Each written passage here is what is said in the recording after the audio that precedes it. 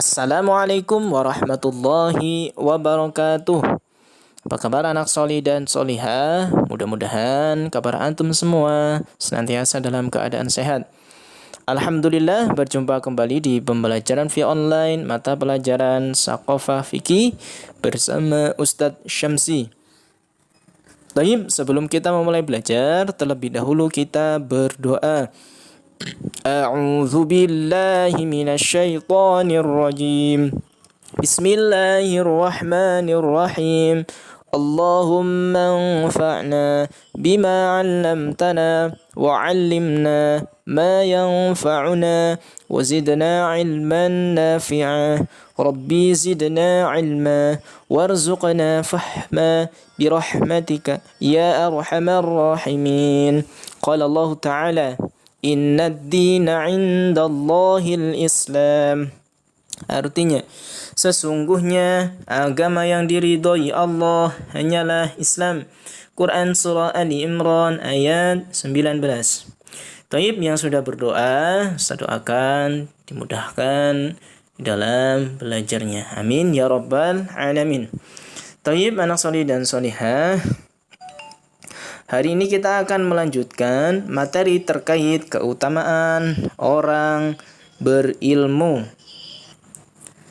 Kalau kita kemarin sudah belajar terkait keutamaan orang yang berilmu, yang pertama akan mendapatkan amal jariyah yang tidak akan pernah putus, kemudian akan diangkat derajatnya oleh Allah Subhanahu wa taala dan dimudahkan jalannya menuju surga.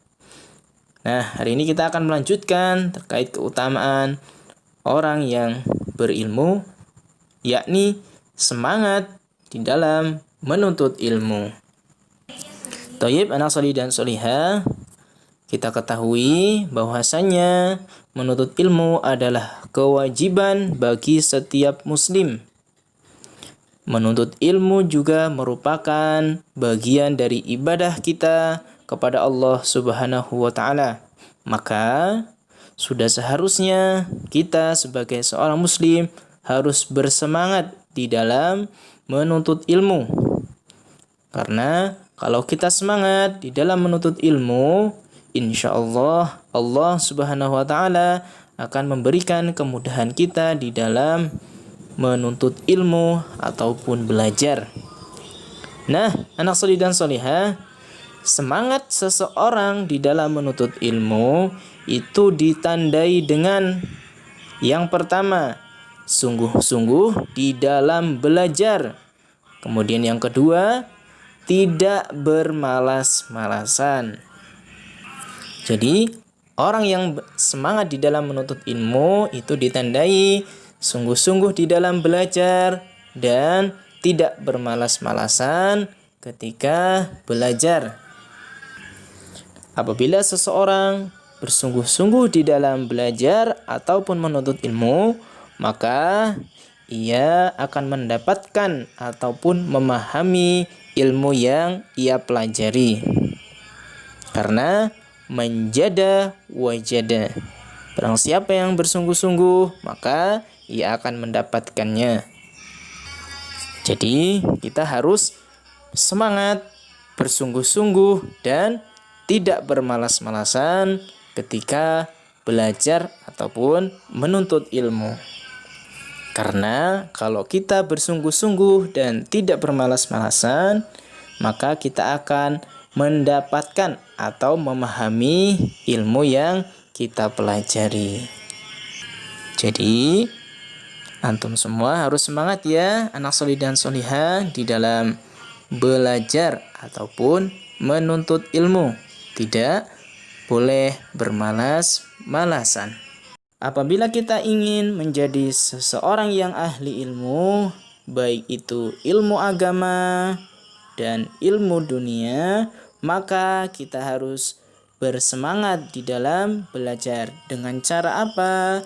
Dengan cara bersungguh-sungguh di dalam belajar dan tidak bermalas-malasan ketika belajar.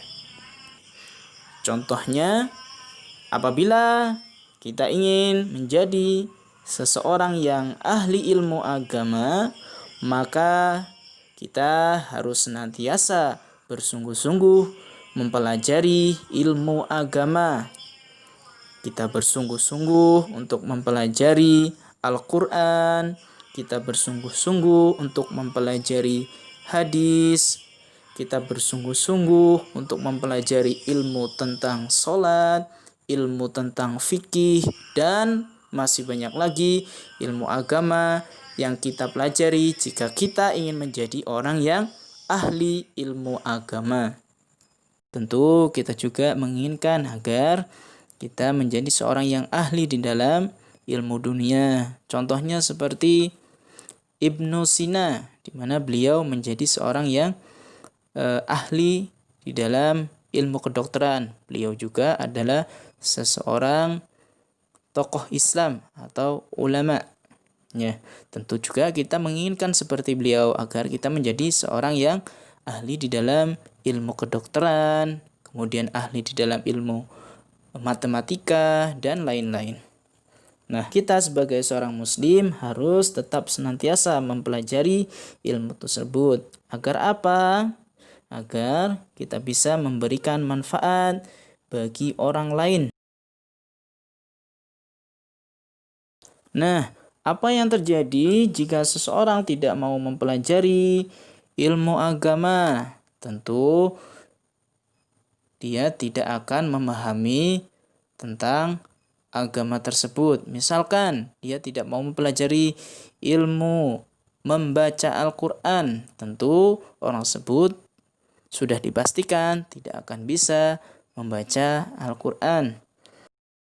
Kemudian apabila ada seseorang yang tidak mau mempelajari ilmu seperti matematika dan lain-lainnya, nah tentu orang tersebut tidak akan pernah bisa atau tidak akan pernah tahu bagaimana cara menghitung ataupun cara menjumlah.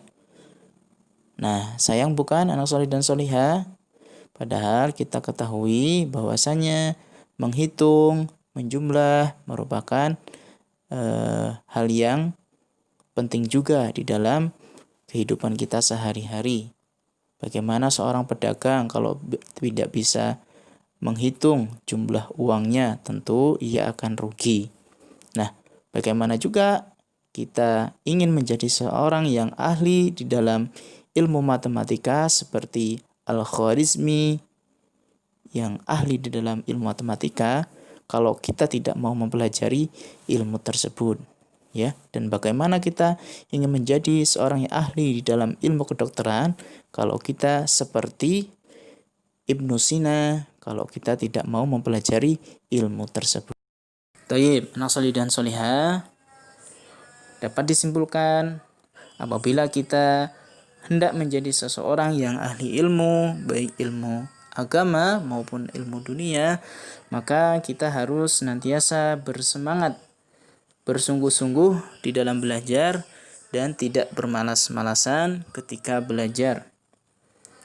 Nah, sebagaimana tokoh-tokoh Islam terdahulu, di mana tokoh tersebut adalah seseorang yang ahli ilmu agama dan seseorang yang ahli ilmu dunia, seperti Ibnu Sina adalah seorang ulama dan ilmuwan yang ahli di dalam bidang kedokteran. Tentu dengan ilmunya beliau memberikan manfaat, memberikan banyak manfaat bagi orang lain.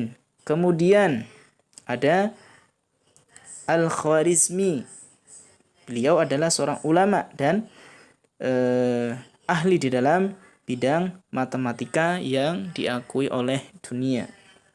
Dan masih banyak lagi tokoh-tokoh Islam yang dimana beliau adalah seorang ulama yang ahli dalam ilmu agama dan juga ahli di dalam ilmu dunia. Maka kita berusaha untuk mencontoh beliau-beliau agar menjadi orang yang ahli ilmu agama dan menjadi seorang ahli dalam bidang ilmu dunia.